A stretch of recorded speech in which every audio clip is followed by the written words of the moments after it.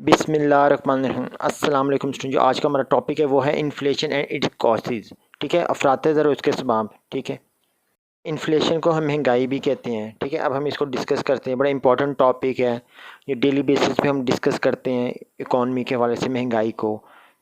ठीक है, इन्फ्लेशन के बारे में। ठीक है, inflation by inflation in ordinary language we mean a process of rising prices. This situation is describe in different manners. ज़माने में अगर हम इन्फ्लेशन को या महंगाई को डिस्कस, इसका मतलब ये होता है कि किसी भी चीज़ की प्राइसेस ना बढ़ रही हों। ठीक है, इस सिचुएशन को हम डिफरेंट तरीके से डिस्कस करते हैं। A situation where general price level is presently moving upward in a country is called inflation.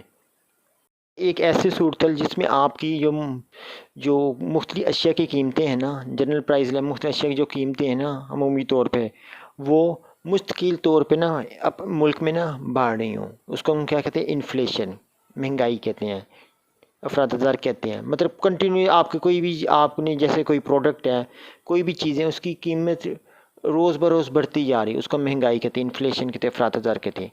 In Keynesian sense true inflation began when the elasticity of supply of output in responsive to increase in money supply has fallen to zero।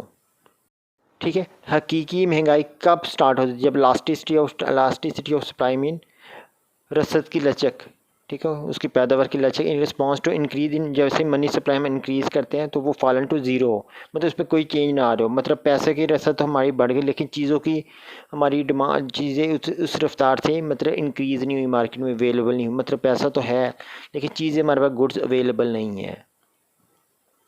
ठीक है, in other words हम देख लेते हैं next definition में। In other word, when output is unresponsive to change in money supply is called inflation. जैसे पैसे की रसद में तब्दीली आती है तो उसके से आउटपुट में गैर जिम्मेदार ना कोई मतलब तब्दीली ना आए, मतलब पैदावार बढ़े ना। ठीक है, तो उसको भी हम महंगाई कहते हैं। In Coulborn words, it is a case of too much money chasing too few goods. इसका मतलब ये है कि बहुत ज़्यादा पैसा बहुत थोड़ी अशिया के पीछे भागे, तो उसको हम क्या कहते हैं, इन्फ्लेशन कह रहे हैं। ठीक है, मतलब पैसे आपके पास जेब में हों लेकिन गुड्स की अगर शॉर्टेज हो जाती है तो उसके से भी महंगाई बढ़ जाती है। ठीक है, फर्दर हम इसको डिस्कस करते हैं। If the rate of increase in person's income does not keep up with the rate of increase in prices then that person's purchasing power will decline and this situation indicates inflation. हम ये कह सकते हैं अगर किसी भी person की जो इनकम है ना, उस हिसाब उतनी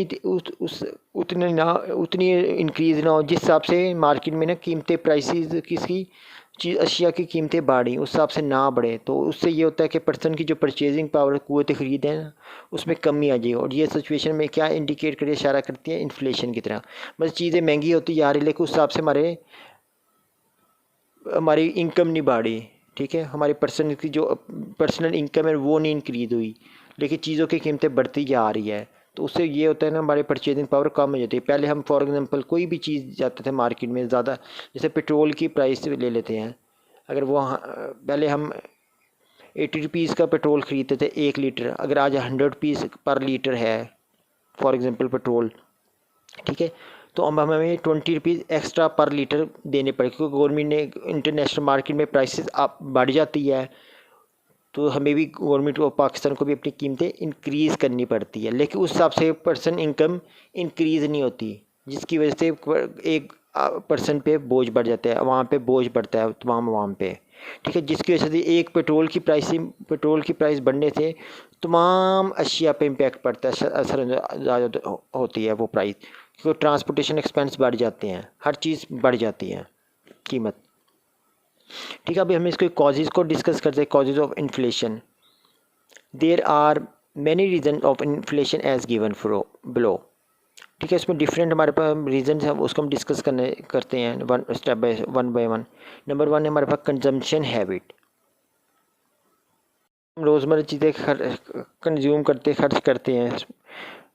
ठीक है, नंबर 1 है low saving rate and high expenditure on clothes, foods and cosmetic and luxury goods increase the aggregate demand and as a result price level rise up. ठीक है। जब हमारे पास लो सेविंग रेट होती है, जब हम अब बचत कम करेंगे, लेकिन एक्सपेंडिचर हमारे बहुत ज़्यादा है, अखराजात बहुत ज़्यादा है, किस पे, नए मतलब हमने जैसे कपड़े ख़रीदने हैं, फूड है, खाने पीने का सामान है, कॉस्मेटिक है, ठीक है, खूबसूरत बनाने वाले अशिया जैसे लेडीज़ इस्तेमाल करती हैं, और लग्जरी गुड्स, इसके अलावा लग्जरी गुड महंगी अशिया आ जाती है, ठीक है। जब हम उनकी डिमांड को, इनकी मजबूरी डिमांड बढ़ती है तो उसका क्या नतीजा निकलता है, हमारी प्राइस ऑटोमेटिक बढ़ना शुरू हो जाती है। इसके अलावा अगर नेक्स्ट पॉइंट हमारा हमारा है एक्सेसिव पॉपुलेशन। पॉपुलेशन ज़रूरत से ज़्यादा आबादी। If there is high rate of growth of population in the country then more demand for goods and services will be generated. किसी भी मुल्क के अंदर बहुत तेज़ी से आबादी बढ़ रही है तो उसके लिए उसमें ज़ाहिर सी बात हमें चीज़ों की डिमांड, तलब और खिदमत भी ज़्यादा पैदा करनी पड़ेगी। ज़ाहिर सी बात है हमें चीज़ें ज़्यादा ज़रूरत होगी, क्योंकि एक तो आबादी बढ़ रही है, ठीक है, इसलिए हमें ज़्यादा चीज़ों को पैदा करना, इसलिए सर्विसेज भी ज़्यादा देनी पड़ेंगी, मतलब खिदमत भी। This situation becomes a cause of increase in price as supply of goods and services does not match their demand. ठीक है, जो ये सिचुएशन हमें क्या इस सिचुएशन को हम क्या कहते हैं, इस सिचुएशन की जो महंगाई है वो प्राइसेस, कीमतों की, अशिया की कीमतें बढ़ जाती हैं, ठीक है, अशिया की कीमतें बढ़ जाती है क्योंकि सप्लाई ऑफ गुड ना, अशिया की जो रसद है ना और सर्विसेज वो मैच नहीं करते उस डिमांड से, तो उसके से प्राइसेस बढ़ना शुरू हो जाती हैं। मतलब जितनी हम डिमांड कर रहे हैं, मतलब उस हिसाब से अशिया पैदा नहीं हो रही होती, तो वो जब डिमांड मैच नहीं होती तो ऑटोमेटिक अशिया आपकी जो प्राइसेस हैं मार्केट में बढ़ना शुरू हो जाती है। नंबर थर्ड पॉइंट है हमारा डेफिसिट फाइनेंसिंग, खसारे, डेफिसिट मैंने खसारा, सरमायाकारी। When the government borrow money through financial institution to finance the gap between total receipt and total expenditure and spend this money on unproductive uses, this will also create the situation of inflation। जब भी government ना बारो करती है, उधार लेती है पैसा फिनेंशियल मालियाती इदारों से, वो बेशक लोकल भी ले सकती है, इंटरनेशनल बाहर के मुल्कों से भी ले सकती है कर्जा, ठीक है, कि क्या फिनांस द गैप बिटवीन, ठीक है। गैप कौन सा होता है हमारे पास, जो हम सरमाया, जो हम गैप कैसे पूरा करते हैं, टोटल रिसिप्ट, जो हमारे रसीदें होती है टोटल और टोटल एक्सपेंडिचर अखराजात होते हैं, उसका हम जो गैप होता है उसको हम फिल करने के लिए ना कर्जा ले लेते हैं, और ये जब हम ये पैसा अनप्रोडक्टिव यूजेस में लगा देते हैं, मतलब ऐसे जगह लगा देते हैं जहाँ से हमें मुनाफा ना कमाएं, उन प्रोजेक्ट्स में लगा देते हैं जो गैर मुयसर होते हैं, जिसमें फ़ायदा नहीं होता। तो ये सिचुएशन भी हमें क्या ले जाती है, इन्फ्लेशन की तरफ ले जाती है, इससे भी इन्फ्लेशन हमारी क्रिएट हो जाती है। इसलिए हमें कोशिश करें जो भी हम पैसा लाएं उसको हम सही प्रोजेक्ट में लगाएं ताकि उससे हमें रेवेन्यू जनरेट हो। नंबर हमारा फोर्थ पॉइंट है एक foreign economic aid. Mostly aid is invested on unproductive project, so no rise in income but expenditure rise, as a result price increases. ठीक है, मोस्टली जो भी इमदाद होती है ना, फॉरेन इकोनॉमिक एड, गैर मुल्की माशी इमदाद जो अभी हमें मिलती है, जो भी हमें एड है उसको इन्वेस्ट मतलब सरमायाकारी किस तरह लगाते हैं, अनप्रोडक्टिव प्रोजेक्ट में, ठीक है, गैर मौसर प्रोजेक्ट में वो पैसा लगा जाते हैं, जिसके से हमारी इनकम तो बढ़ती नहीं है लेकिन हमारे अखराजात बढ़ जाते हैं, जिसका नतीजा ये निकलता है प्राइसेस बढ़ना शुरू हो जाती है। मतलब हम उनको सही अगर हम प्रोजेक्ट्स में लगाएं जिससे हमें रेवेन्यू जनरेट हो, ये नहीं कि हम पे बर्डन आ जाए, जो इमदाद है वो हम उसको सही जगह इन्वेस्ट करें जिससे हमें रेवेन्यू जनरेट। बेसिकली लोन या एड का मकसद यही होता है कि जो पैसा हमारे पास आ रहा है हम उसको सही यूटिलाइज़ करें, उसका सही इस्तेमाल करें, उससे रेवेन्यू जनरेट करें, पैसा कमाएँ, ये नहीं कि उल्टा कर्ज लेके और कर्ज के नीचे दब जाएँ, क्योंकि हमने वो कर्ज वापस भी करना है, उस पर सूद भी अदा करना है। इसलिए हमें जो भी पैसा है हमें सही जगह इन्वेस्ट करना चाहिए, सही मतलब गवर्नमेंट को पॉलिसीज़ बनानी चाहिए ताकि वो हमारा पैसा सही जगह इन्वेस्ट हो। अच्छा, हमारा नेक्स्ट पॉइंट है डिक्रीज़ इन फॉरेन एमिटेंसी। फॉरेन एमिटेंसी गैर मुल्की तरसीलात ज़र, ठीक है, अगर उसमें कमी हो जाए। Foreign remittance mean income of the people working abroad, ठीक है। फॉरेन एमिटेंसी मीन मतलब ये होता है कि जो लोग हमारे पाकिस्तानी शहरी हैं, जैसे मुल्की लोग हैं, वो दूसरे ममालिक में काम करते हैं, ठीक है। If these remittances decline, then families lived in the country related to these people who were working abroad put inflationary pressure in the country, ठीक है। हमें बाहर से के मुल्क से लोग ना, जो हमारे पाकिस्तानी शहरी हैं, मुल्क शहरी, वो दूसरे मुल्क जब रहते हैं, दूसरे में जैसे सऊदी अरब है, पूरी अमेरिका, दूसरी पूरी दुनिया में जहाँ जहाँ भी रहते हैं, वो ना हर महीने ना अपने ना घर वालों को ना कुछ पैसे भेजते हैं, ठीक है, ताकि वो उनका मतलब घर वालों की मदद हो सके। ज़ाहिर सी बात है वो ऑनलाइन अपने बैंकिंग चैनल के थ्रू और दूसरे चैनल्स के थ्रू अपने घर वालों को पैसा भेजते हैं। अगर वही फॉरेन रेमिटेंसी हमारे मुल्क में डिक्लाइन हो जाए, गिर जाए, तो जो फैमिलीज़ हमारे मुल्क में उनके घर वाले रहते हैं, तो उसकी वजह से ये होता है जो लोग बाहर काम कर रहे होते हैं वो हम पे उनके पुट इन्फ्लेशनरी प्रेशर डालेंगे, ठीक है, महंगाई का एक प्रेशर डलेगा मुल्क के अंदर, ठीक है, क्योंकि फॉरेन रेमिटेंस जब कम हो गई है तो ज़ाहिर सी बात है हमारे लिए परेशानी होगी, ठीक है। हमारे पास बाहर से जब पैसा नहीं आ रहा तो जो उनके घर वाले हैं उनको वो क्या करेंगे, हम पे वो इन्फ्लेशनरी प्रेशर हमारे पे पड़ जाएगा, बोझ बढ़ जाएगा। ज़ाहिर सी बात है इसमें ये नहीं कि उनके पास भी पैसा होगा, ज़ाहिर सी बात है उसके वजह से भी हमारे लिए मसला होगा महंगाई का, ठीक है, ठीक है। इसके अलावा हमारे पास जनरल रीजन आ जाती हैं। Similarly there are many other reason like floods, family, drought, अब normal industrial situation which become the reason of reduction in the volume of production, so prices में increase in the that situation. General reason को हम discuss कर लेते हैं, ठीक है। जब हम जनरल रीज़न को डिस्कस करते हैं तो इसमें हमारे पास बहुत ज़्यादा रीज़न आती है, जैसे हमारे फ्लड्स आ जाते हैं, सैलाब आते हैं, फैमिली है, कहत, ठीक है, जिसे हम कहत कहते हैं, इसके अलावा ग़िज़ाई किल्लत, ठीक है, ड्रॉट मतलब खुश्क साली, ठीक है। इसके अलावा अब नॉर्मल इंडस्ट्रियल सिचुएशन, ऐसे हालात जिससे इंडस्ट्री जो हमारा सिचुएशन वो ज़्यादा बेहतर ना हो, ठीक है, जिससे हमारी जो वॉल्यूम है ना रिडक्शन वॉल्यूम ऑफ प्रोडक्शन का कम हो जाए। कोई भी मुल्क में हालात ऐसे होते हैं, सो प्राइसेस में इंक्रीज, तो जिसके से ये है कि कीमतें बढ़ना शुरू हो जाती है। जैसे आज के आप देखें कोरोना की वजह से पूरी दुनिया में कितना नेगेटिव इम्पैक्ट आया इकॉनमीज़ के पे, हर चीज़ बंद हो गई, मतलब हर चीज़ की किल्लत हो गई, हमारे पास शॉर्टेज हो गई, ज़ाहिर सी बात है काम बंद हो गया, लोगों के लिए रोज़गार के लोग बेरोज़गार हो गए, डेली वेजेस वाले तो, ठीक है, लेकिन लोगों को कितनी मुश्किलात फेस करनी पड़ी है 3-4 महीने। अब कुछ अल्लाह की तरफ से बेहतरी है, हालात बेहतरी की तरफ जा रहे हैं, ठीक है। यही सिचुएशन होती है जिसकी वजह में कीमतें बढ़ जाती हैं। इंक्रीज़ इन वेजेस, ठीक है, कीमतों मतलब उजरत में इजाफा, when wages increase through labour union cost of production also increase and this cost is covered by rising the prices of goods and services, ठीक है।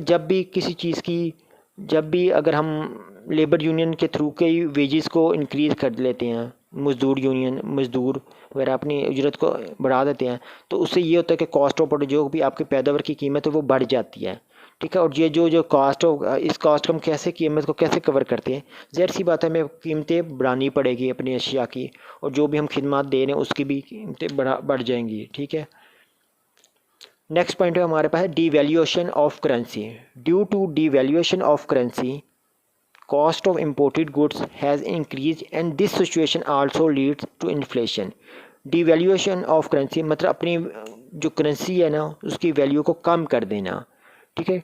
जब भी हम अपनी करेंसी की वैल्यू को कम करते हैं तो उसका क्या नतीजा निकलता है, जो हमारे पास इम्पोर्टेड गुड्स होती हैं, जो हम दरामद करते हैं बाहर से अशिया अपने मुल्क में मंगवाते हैं, तो उसकी कीमतें बढ़ जाती हैं। तो ये सिचुएशन भी कहाँ जाते हैं, हमें लेके जाती है इन्फ्लेशन, महंगाई की तरफ।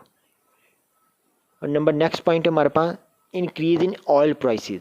Nowadays oil has become very important input for transport and even for production. If there is an increase in the price of oil, it also affects the general price level of goods and services in the country।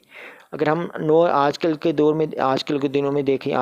में देखें तो जो हमारे पास oil है ना, ये petrol oil, ये बड़ा अहम इनपुट है किसके लिए, ट्रांसपोर्ट के लिए, और इवन फॉर प्रोडक्शन, बेशक वो ट्रांसपोर्ट है या प्रोडक्शन के ज़राए हैं उसके लिए बहुत इंपॉर्टेंट है। अगर इनकी प्राइसेस में बढ़ जाती है, इनकी प्राइसेस बढ़ जाते हैं तो उसका इफेक्ट क्या पड़ता है, general price level of for goods and service. तो जो भी जनरल प्राइस लेवल है ना हमारा, उम्मी तौर पे जो भी हमारी प्राइसेस है, गुड्स हैं या सर्विस है, उन पर डायरेक्ट इम्पैक्ट पड़ता है, ठीक है। हमारी चीज़ें कीमतें जो है ना चीज़ों की वो महंगी हो जाती हैं, ठीक है, क्योंकि ऑयल पे डिपेंड करती है, क्योंकि ट्रांसपोर्टेशन कॉस्ट बढ़ती है ना। जब ट्रांसपोर्टेशन कॉस्ट बढ़ती है तो ज़ाहिर सी बात है हमें चीज़ों को महंगा करना पड़ता है। अगर नेक्स्ट पॉइंट है हमारा इंक्रीज इन इनडायरेक्ट टैक्सेस।